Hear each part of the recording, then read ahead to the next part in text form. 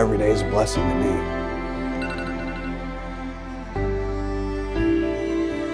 Every day I just try to set goals to get better. I work very hard every day to get a little better, a little stronger. You know, each day's a new day and each day's a new fight.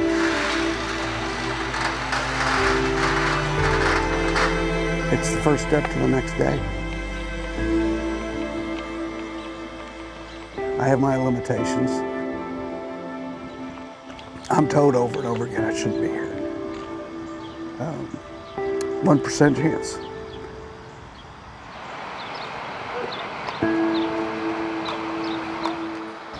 What he's like, he's a pretty nice horse. A good feeling horse.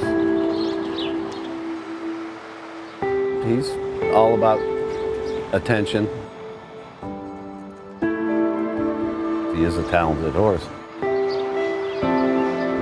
He's just got a lot of energy and a very strong horse. Oh yeah, he's got potential. He's living up to the name so far. Hi, I'm Carrie Grace. In a state where horses and horse farms generate feelings of nostalgia and excitement, it's easy to understand a personal connection to these beautiful animals. But for Chris Allen, the connection runs deep. It's his love of horse racing that gave him hope when he was fighting for his life. See, Chris is a COVID survivor, and this story is about his favorite horse, his namesake, My Miracle Man. You know, we were as nervous and unsure as everybody, you know, in March. You know, we did, I think, more than most in precautions. We just didn't know where to go with it. I mean, it was out there. We didn't know whether to believe it or not, you know, like everybody else. My wife got a really bad reaction to the COVID. I was very sick at home. And I just kind of steadily just stayed the same, never lost taste or smell, never really had a high fever. But it was real. It was a real feeling. Scary. She was giving me passwords to savings accounts and checkings accounts because she really didn't feel like she was going to make it to the weekend. But then I got, like someone flipped a switch. I mean, I got better and I couldn't believe it. My taste and smell came back. I stopped running a fever, like ding, you know, and I was like, oh, hey, wow, okay. So he's right behind me. She got through it and then she's like, okay, Chris, it's your turn. So the next day, no better for him. I just kept getting weaker and weaker. And then I was like, okay, for the next day. She was obviously more concerned every day. And then, no, he just was kind of, you know. And then the day that he told me you need to go to the hospital, I knew something was wrong. They took me back to a room pretty quick and got me on oxygen. And honestly, not too much longer after that, I don't remember anything until I ended up waking up in Lexington 35 days later, maybe. So it was it's a hell of a journey. I think expectation was I wouldn't wake up. They called me and told me you weren't going to make it. We were fearful that I wasn't going to be here, that I wouldn't need to see my kids or my wife. I remember I was getting more and more scared. I think I might have blacked out. I don't know, but my friend caught me. I can still remember when we got the call that he got put on the ventilator when you collapsed.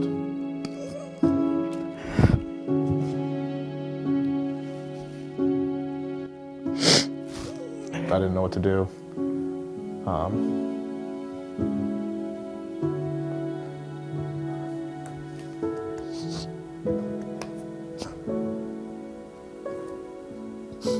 Because I was crying, you know, so hard, just begging, you know, begging them and to come on, get better.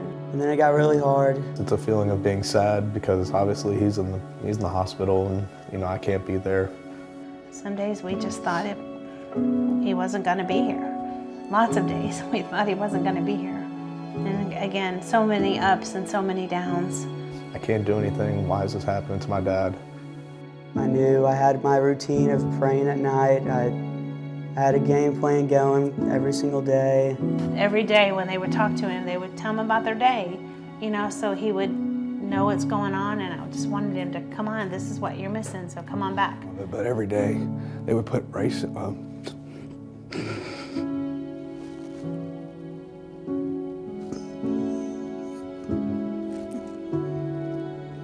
they would play videos of horse racing because I loved it. And they're off. My Miracle Man goes right out running for the lead. I truly believe in my heart of hearts that he could hear us all. He could hear our voices, and I want to say I heard him, but I don't remember it. anything that we could to try to spark him. I'm sure it helped. I had many nights that I was very fearful, especially talking to the doctors. She never got too much good news. It was always, you know, negative. Every day it's a stroke, it's gonna be in a nursing home. We think today's had a stroke, or today we think he has blood clots in his lungs, or today we think he has blood clots in his legs. Won't be able to talk, you know, every day. It was just negative, and I get that. But I think that's where we were at, and I think I've said it many times, I had 20 forks in the road to pick. I had to pick every one of them right or I wouldn't be here, and I just happened to get them all right. So that's why I'm here. I knew just deep down in me that he's too strong to go now. Walking in there seeing him, it was scary, for sure. Unbelievable. Just something honestly I didn't know if it was going to happen or not. But excited, you know, excited that he's here, but I knew it was going to be a long road. I mean, that's the first thing I thought is, how am I getting out of this bed? You know, what's it going to take to move my legs, my arms? So it was a fight. I don't know how, and I don't know why, but he's here. It's a miracle. I shouldn't be here. So I've been told that more than once.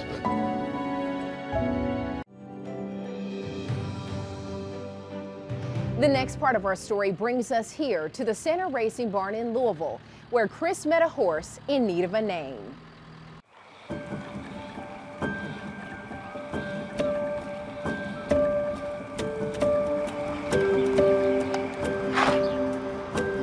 I love coming out in the morning and watching the horses go.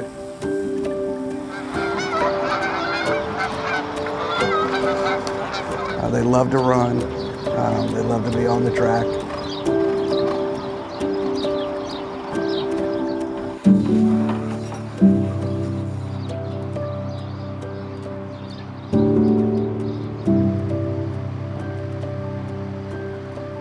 I love the horse flesh and just watching them move.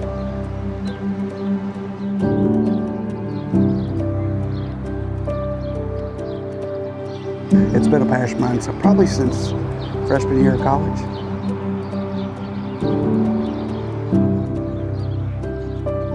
I've always enjoyed it, enjoyed the people around the track.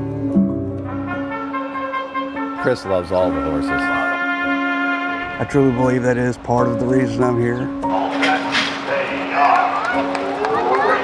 If he could drop everything he does and just be horse racing full time, I think he'd do it. Chris just loves the game.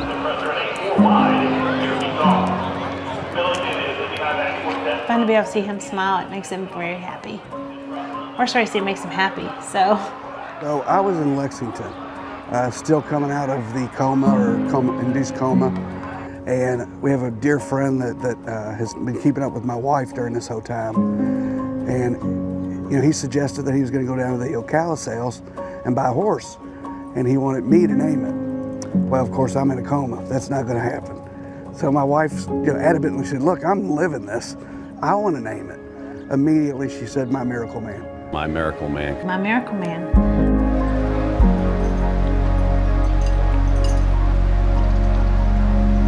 And just hearing that the horse's name was that just like touched me. And when you hear over and over again that you need a miracle for him to be able to survive, that's the first word that came to my mind. Knowing that that horse is named after a special someone is just amazing to me. Yeah, this one's special to him. You can't even really say the name without him getting a little bit teared up. It hits close down. Yeah.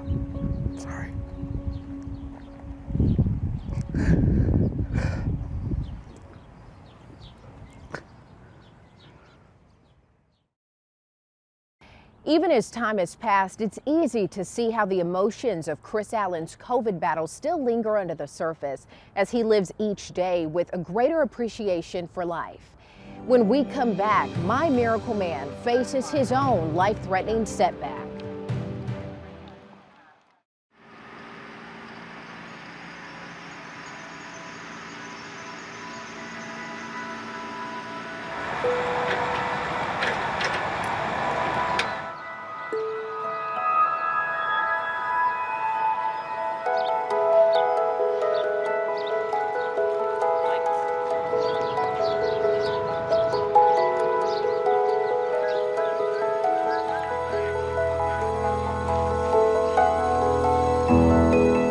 First of all, as a 2-year-old, you know, back when I first recovered, I mean, and got to see him for the first time, I teared up, and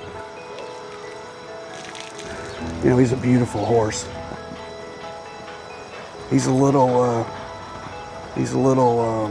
headstrong.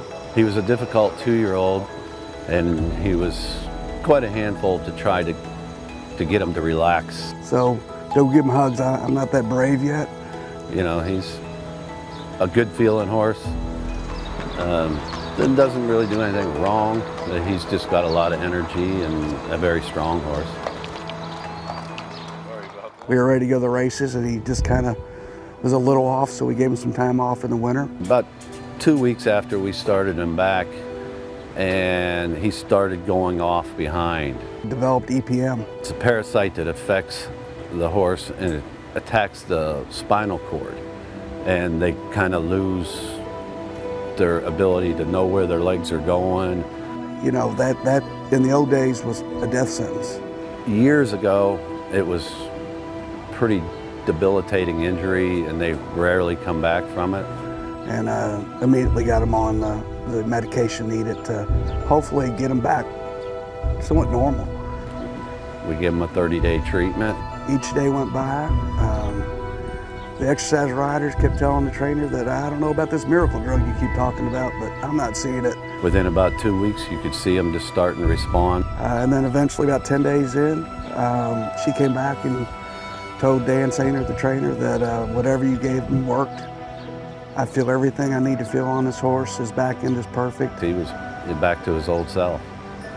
I mean, years ago, that would have not happened.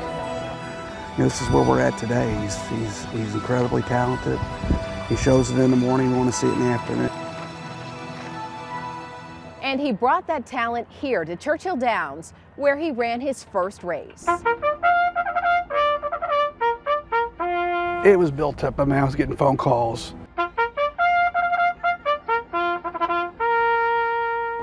All our friends knew about the story and that the horse was named after me. So we had so many phone calls coming in. It was an emotional time. I don't know how lucky I have it to be able to do that, but it's a privilege. Ultimately, as soon as they get in the gate, I'm just hoping for them to be safe and get home. They're in the gate. Towards the gate they went, and my nerves shot up like crazy. And they're off. Slow start for Sprinklehead. Tall Timber broke well. My Miracle Man did too. When they run, it's like your first child. You're nervous, you don't know what to expect, and if they win, it's the greatest feeling in the world. It really is. My Miracle Man is fifth, only 2.5 lengths off the lead. Going wide is that one. So too Six-Pack. Six-Pack is spun out 5 wide. There's 5 across the it was another notch, you know. He got to the races, I got to the races. So, privilege. My Miracle Man is there. And then in between horses, Run Pat tries to find a seam, shifted outward, bumped with My Miracle Man there. I just stood there, just stunned. And the rider was tossed on My Miracle Man. Like horse racing, you had a horse come over and, you know, got into the shoulder and actually knocked Corey off the horse. And, you know, everybody just stopped in the tracks. They just couldn't believe it. I mean, I'm like, there's no way this is happening. Pleased to report that Corey Lanery is up and on his feet. Once again, you know, part of him being Miracle Man, he didn't get hurt. I mean, he could have been devastating and fatal. Came out of it really with just a couple bumps and bruises. So, you know, a couple weeks off and he's back at it again. So we're very fortunate. That light's got to go off in his head. We know he's got it. He's just got to figure it out.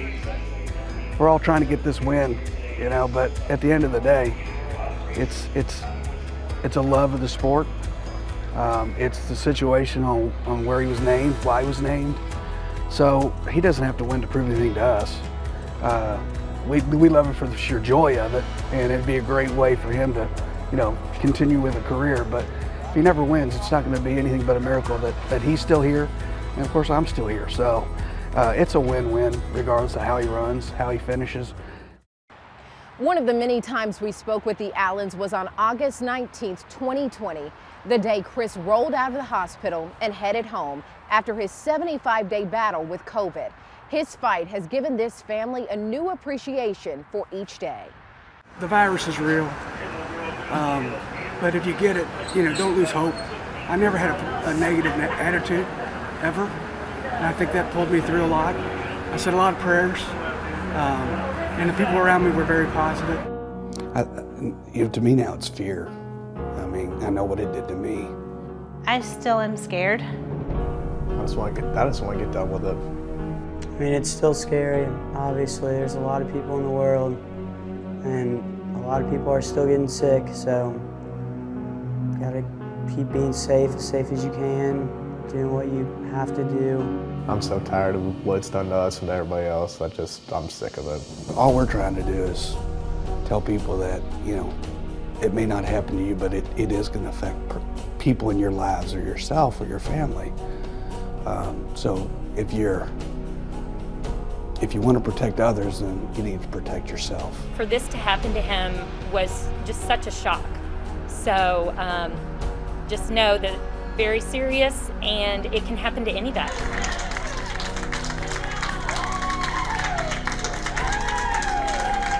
All the nurses, doctors, they never give up. They're amazed at times, but they were there telling me the next step I needed to take. The nurses and the doctors, thank you for what you did then, and thank you for what you're doing now. Keep it up, because we couldn't do it without you, and I know it's hard and I know it sucks, but you guys are angels in disguise, for sure. And we thank you on behalf of us and on behalf of everyone else that you've worked so hard to bring back. I truly believe that I wasn't the only one in this fight. So, yeah, incredible teams at all the hospitals that I was at. So he is a true miracle.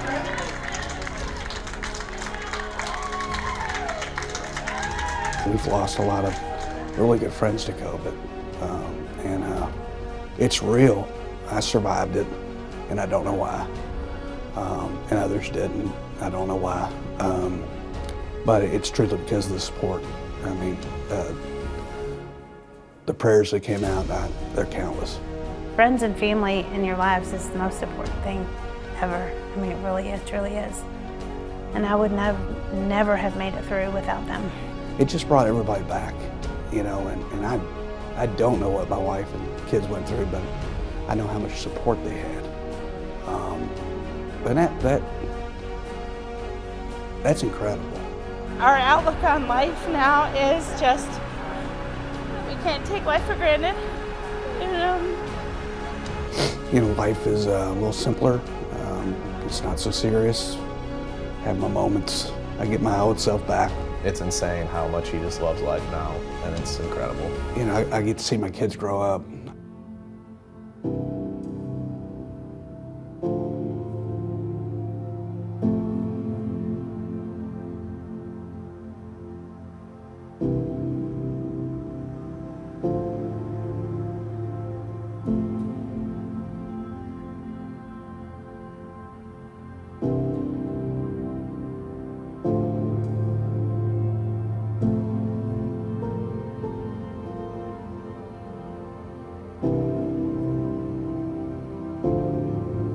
He is an amazing human being, and I really do feel like God has kept him here for a reason. Not just for me and my boys, because we need him more than anything, but, to share. He has wonderful qualities with other people. I appreciate life. Life it's a one-shot deal. I think we lose track of what's important. I know I did. He loves these kids more than anything. more than life itself, I think. And he, I think he loves us more than death because he sure fought through it to get back to us. he sure did. Yep. Had to stay on you.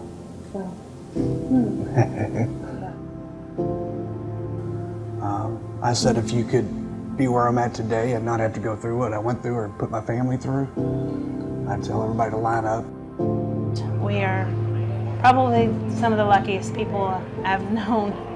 Now that I'm past it, there is a feeling of being blessed for sure. It goes through me quite often. I don't know, it sounds crazy coming that close to death, but it just, the support that's out there was overwhelming. People tell him all the time he's not supposed to be here. So he is, and Chris is in a good spot right now. He only has 45% lung capacity and 30% kidney, but I'm not complaining. You know, you could be talking about me instead of to me is what I tell people. There's just nothing that you can take for granted. You know, I don't need anything exciting, I just need normal. I think that sums it up the best way you can. I know it's not the most exciting or the most flashy answer about it, but it just feels nice to be back to normal. You just don't know what you have until it's almost gone.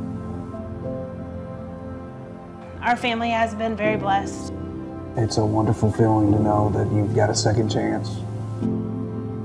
Not many people in their lifetime get a miracle, and we got one. And I get to look at his beautiful face every day. We want to thank Chris, Gina, Zach, and Ryan Allen for letting us share their story. I'm Carrie Grace for WLKY. Thank you for watching. Both of them are kind of miracles. How are you? Good morning. Both had some serious issues. It's a higher power almost, you know? Yeah. It makes it look easy, Dan. He's been through a lot. I've been through a lot. And they've both been through a lot, the horse and him, and they're both miracles in their own way. There's definitely a connection. Sure is good looking. Come on, baby. Come on, baby. It's a good race. I just want this to be a story about success and victory, whether it's through COVID or through injuries, through the horse racing, side of the business. But I just think it's a wonderful time to get together. See what happens.